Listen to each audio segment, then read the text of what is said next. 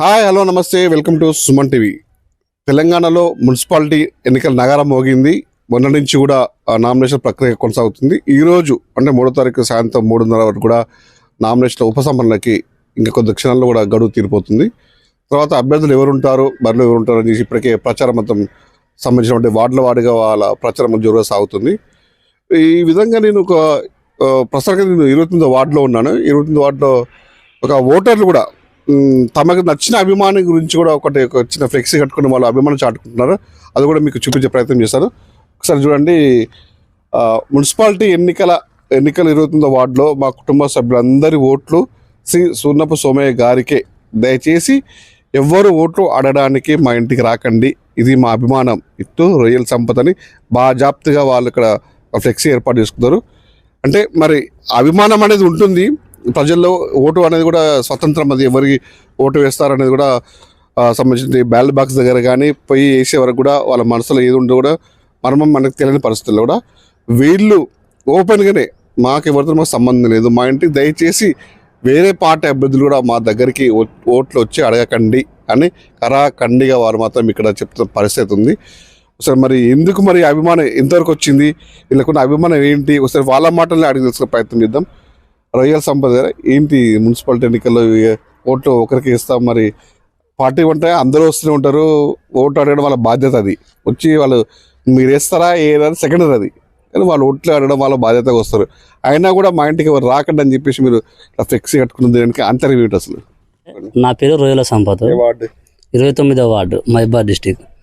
ఇక్కడ సూర్ణపు సోమయ్య అంటే చిన్నప్పటి నుంచి తెలిసిన వ్యక్తి. మమ్మల్ని అందరికీ దగ్గర ఉండి ఏదంటే అది ఆపద ఉంటే చూసుకుంటాడు. మాకు ఆపద సోపద ఏది వచ్చినా మా దగ్గర ఉండి చూసుకున్న మనిషి, మా వ్యక్తి. మా గుమ్నూరు ఏరియాలో ఎవ్వరికి ఏదైనా సరే, ఏ ఆపద వచ్చినా సరే ముందుండి చూసుకుంటాడు ఆయన. ఇక అటువంటి వ్యక్తిని గెలిపించకపోతే ఇక మరి మేము చేసేందుకు వేస్ట్. అంటే ఎన్నికలు అనేటివి సహజ వస్తుంటాయి, పోతూనే ఉంటాయి. మరి ఒకవేళ ఎన్నికల్లో ఫలితాలు కానీ తారుమారైన నేపథ్యంలో అదర్ పర్సన్కి మరి మీరు శత్రువులుగా భావిస్తారు కదా, మరి ఇది ఓపెన్ మీరు పెట్టారు కదా, వాళ్ళ శత్రువులైనా మిత్రులైనా వాస్తవం. వాళ్ళైతే మా దగ్గరికి వచ్చి చేసేది మాకు పనులు ఏం లేవు. మాకు ఏ ఆపద వచ్చినా పోయేది ఆయన కాడికి. అందుకే ఎవరు గెలిచినా ఆయన కాడికి పోవాలి కాబట్టి మేము ఆయన మీద అభిమానం చాటుకుంటాం. అంతే. మున్సిపల్లో మీకు ఇబ్బంది వచ్చినా కూడా గెలిచిన అభ్యర్థికి ఇంపార్టెన్స్ ఉంటుంది కదా, వాళ్ళ దగ్గర పోయి మీరు అర్జీ పెట్టుకోవాల్సింది కదా. మరి ఆయన చూసుకుంటాడు అండి, మాకేం ఇబ్బందులు లేకుండా చూసుకున్నాడు కాబట్టి మేము గెలిపించుకుంటాను. అట్లా ఆయన ఆయనదే ఇక మరి. నీకు పెట్టాలని ఎట్లా అనిపించింది అసలు ఇది? నాకు ఒకసారి నేను హాస్పిటల్ ఉన్నాను, నాకు ఆరోగ్యం బాగాలేనప్పుడు వచ్చిండు, హెల్ప్ చేసిండు. నా చుట్టాలు కానీ నా బంధువులు కానీ ఎవ్వరు రాలేదు. అఫ్కోర్స్ అంటే నా స్నేహితులు వచ్చిరు అనుకో, కాకపోతే వాళ్ళకు ఆర్థిక స్తోమత లేదు కదా. కానీ ఆయన నాకు ఆపరేషన్ చేస్తా అన్నప్పుడు ఆయన వచ్చి హాస్పిటల్లో కొద్దిగా తండ్రిలాగా ఆదుకొని హాస్పిటల్ అమౌంట్ కట్టి సీఎం రిలీఫ్ ఫండ్ ఇప్పించి నాకు సర్జరీ అనేది విజయవంతం చేయించిన మనిషి ఆయన. ఇక ఆయనకు ఈ మాత్రం రుణపడకపోతే నేను చేసి నా బతికే వేస్ట్. ఇక విన్నారు కదా, రొయ్యల సంపత్ అని మాట్లాడుతున్నప్పుడు కూడా తను భావోద్వేగంతో కూడినటువంటి మాట్లాడుతూ తన కంట కూడా నాకు ఆపద వచ్చిందంటే ఇంటి ముందు ఉంటాడు, నాకు కన్న తండ్రిలా కూడా నాకు చేసి మా కుటుంబాన్ని ఆదుకున్నాడు. ఎంతగానో ఆయనకి ఏవి రుణం తీర్చుకోవాలి, ఈ విధంగానైనా ఆయన రుణం తీర్చుకుంటానని చెప్పేసి తను చెప్తున్నాడు. వాళ్ళ భార్య ఉంది, వాళ్ళు అడిగి తెలుసుకుందాం. అమ్మ మీరు చెప్పండి.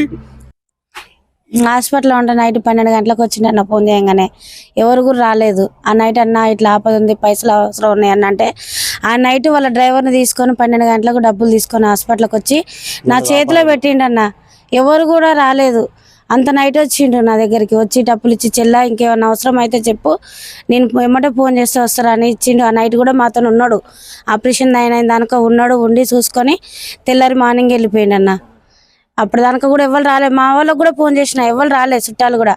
ఆ నైట్ 12 గంటలకు ఫోన్ చేసినా కానీ ఎత్తి వస్తున్నారా చెల్ల, నువ్వేం భయపడకు అని డబ్బులు తీసుకొని వచ్చిన అన్న. ఇట్లా డబ్బులు కూడా అవసరం అవుతాయి అన్నానంటే, లేరా నువ్వేం భయపడకు నేను తీసుకొని వస్తానన్నాడు. తీసుకొని వచ్చిండు అన్న, తీసుకొని వచ్చి ఇచ్చిండు. ఓకే అమ్మ, మీరు చెప్పింది బాగానే ఉంది. ఇప్పుడు మున్సిపాలిటీ ఎలక్షన్ జరుగుతున్నవి అంటే ఈ వార్డులో ఎంతమంది అభ్యర్థులు నిలబడ్డారో వాళ్ళకే ఓటు హక్కు అడిగే హక్కు ఎవరికైనా ఉంటుంది. మరి వాళ్ళు మీటింగ్ రావద్దా? ఇక రావద్దన్న. వచ్చే అంటే ఇక అడిగినా వేస్ట్, నేను వేయనన్నా, వేయను. ఇక ఈయనకే వేస్తాం. ఇక మేము ఉన్నంత వరకు అయితే, ఈయన ఉన్నంత వరకు మేము ఈయనకే వేస్తాం ఓటు. అంతే ఇక. వేరే ఆప్షన్ లేదంటే వేరే ఆప్షన్ ఇక లేదు. మేము ఇద్దరం బతుకున్నంత వరకు, అన్న నిలబడ్డంత వరకు మేము ఇద్దరం ఆయనకే వేస్తాం, మా కుటుంబం మొత్తం ఓటు. విన్నారు కదండి. ఒక్కసారి వాళ్ళు దంపతులు చెప్తున్న మాటలు అయితే మాకు ఆపద అంటే నా అనుకున్న వాళ్ళు కూడా ఎవరు కూడా నన్ను ఆదుకోలేని పెద్దలు మా కుటుంబాన్ని తను ఒక తండ్రి అన్నయ్య మమ్మల్ని ఆదుకొని కూడా ఇంకా మీకు సహాయం కావాలన్నా కూడా మేము చేస్తారా బుజ్జి చెల్లమ్మ నీకు నేను ఉన్నారా అని చెప్పేసి ఒక హామీ ఇచ్చి ఒక అభయం ఇచ్చి ఆ కుటుంబాన్ని అన్ని విధాలుగా ఆడుకున్న వ్యక్తికి ఆయనకి ఇంకా మేము ఏమి ఇచ్చి రుణం చేసుకోవాలి, ఇది ఇలానైనా మేము రుణం తీసుకుందామని చెప్పేసి ఇంకా అభ్యర్థులు సరే బడిలో ఉన్న అభ్యర్థులు ఎవరైనా వస్తూ ఉంటే పోతుంటారు కానీ మేము మాత్రం వాళ్ళు కళాకారులు చెప్తున్నారు మేము ఎవరికి ఏమి మా ఊపిరి ఉన్నంత వరకు కూడా మేము ఎవరికి ఓటేయం, మాకు ఆయన దేవుడు, మాకు ఆయనే మొత్తం మాకు అన్ని చెప్తున్నారు. చూద్దాం మరి వీళ్ళు చేసినటువంటి ఈ సాహసాదానికి మరి సునబ్ సౌమ్య దగ్గర మరి ఒకటోసారి సునబ్ సౌమ్య దగ్గర కూడా అందుబాటులో ఒకసారి ఆయన మాట కూడా అడిగి తెలుసుకునే ప్రయత్నం చేద్దాం. మనం ఇందాక మనం ఏదో 29వ వార్డులో ఒక వినూత్న కార్యక్రమం చూసాం, మా ఓట్లు ఎవరికి ఏం చెప్పేసి సునబ్ సౌమ్య గారికి మా ఓట్లు అని చెప్పేసి మనం ఒక ఫ్లెక్స్ అయితే చూసాం కదా.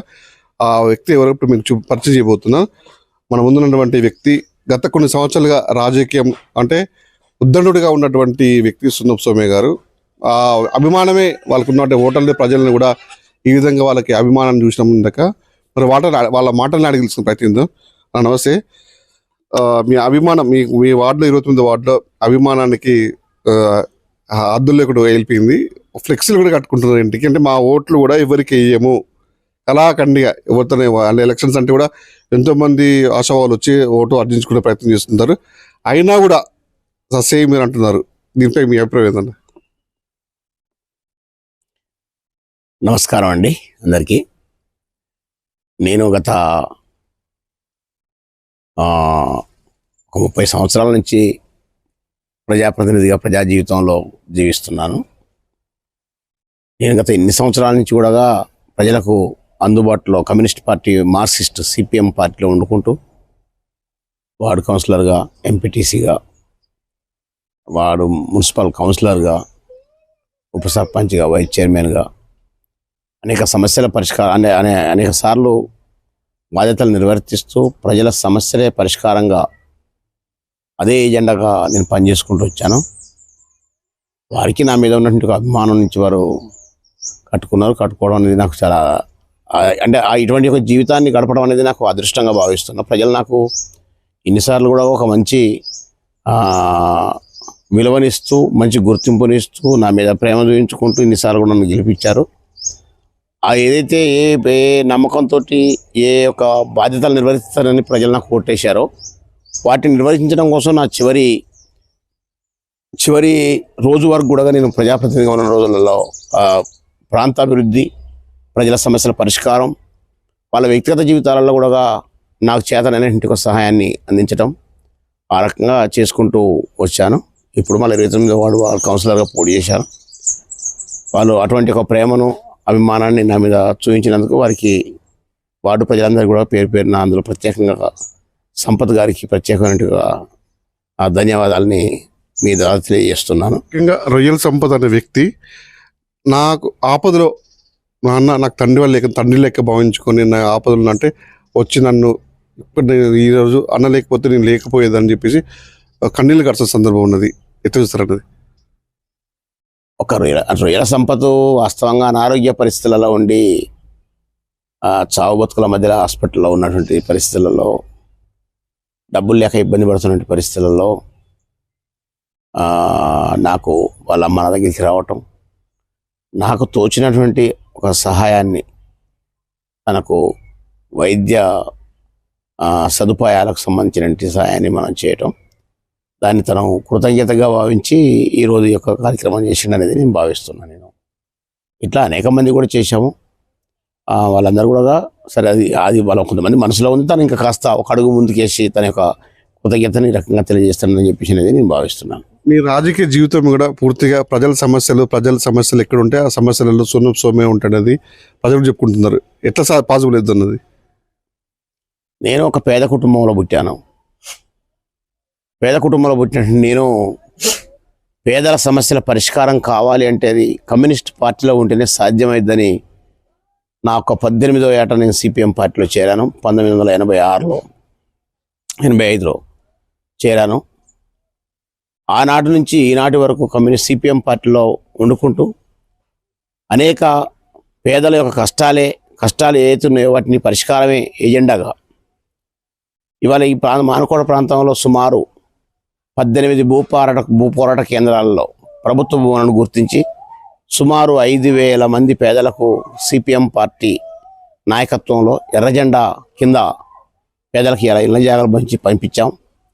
ఇళ్ల జాగాలు పంచుడే కాదు, వాళ్ళ సమస్యల మొత్తం పరిష్కారం కోసం ఇవాళ రోడ్లు కావచ్చు, డ్రైన్స్ కావచ్చు, లైట్లు కావచ్చు, కరెంట్ పోల్ కావచ్చు, పైప్ లైన్లు కావచ్చు, వాటర్ కావచ్చు, ఇవే కాకుండా వాళ్ళ వ్యక్తిగత జీవితాలలో కూడా భార్యాభర్తల పంచాయతీల సమస్యలు కావచ్చు, లేదా సరిహద్దు వివాదాలు కావచ్చు, లేదా వ్యక్తిగత అనేక వచ్చేటువంటి భార్యాభర్తల మధ్యలో వచ్చేటువంటి అంశాలు కూడా ఇటువంటి ప్రతి అంశంలో కూడా సోమన కాడికి పోతే నా సమస్య పరిష్కరిస్తారని ఏ నమ్మకంతో వస్తున్నారో వాళ్ళకి ఒక నమ్మకంతో పనిచేసి పెడతా ఉన్నాం, పెట్టుకోవడం పోతున్నాం. కాబట్టి ఆ రకంగా ఇప్పటిదాకా ఒక మంచి ప్రజాప్రతినిధిగా నేను ఉండడానికి కారణం నాకు కమ్యూనిస్ట్ పార్టీ మార్క్సిస్టు నన్ను ఒక మంచి కార్యకర్తగా మంచి ప్రజాప్రతినిధిగా జీవించే అటువంటి యొక్క నడవడికను నాకు నేర్పింది.